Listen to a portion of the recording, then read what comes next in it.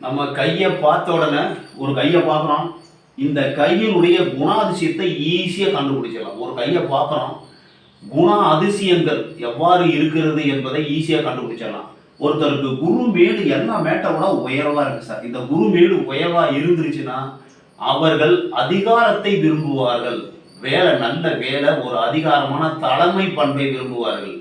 அதே மாதிரி சனிமேடு எல்லா மேட்டை விட உயர்வா இருந்தா, சனிமேடு 1000ல் ஒருத்தர்கள் தான் உயர்வா இருக்கும். சனிமேடு நிறைய உயர்வா இருக்காது.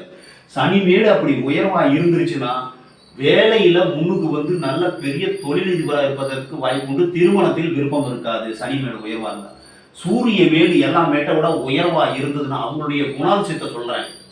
சூரிய மேடு உயர்வா இருந்தா தலைமை பண்பு, அதாவது புகழை விரும்புவார்கள்.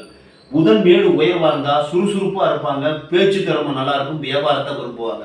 செவ்வாய் மேடு, இந்த கீழ் செவ்வாயோ இந்த செவ்வாயோ நல்லா இருந்தா நிலகுணம் நிறைய இருக்கும் அவங்களுக்கு. கோபம், ஆசை, சேவை சார்ந்த துறையில் இருப்பார்கள்.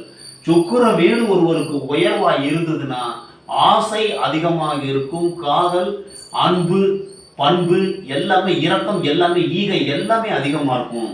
சந்திர மேடு அதிகமா இருக்குதுன்னா மனம் நன்றாக இருக்கிறது, ஆசை நன்றாக, மனசு நல்லா இருக்கு, சுத்தமா இருக்கு, நல்லா இருக்குன்னு அர்த்தம். ஆனா மறதி ஏற்படும்.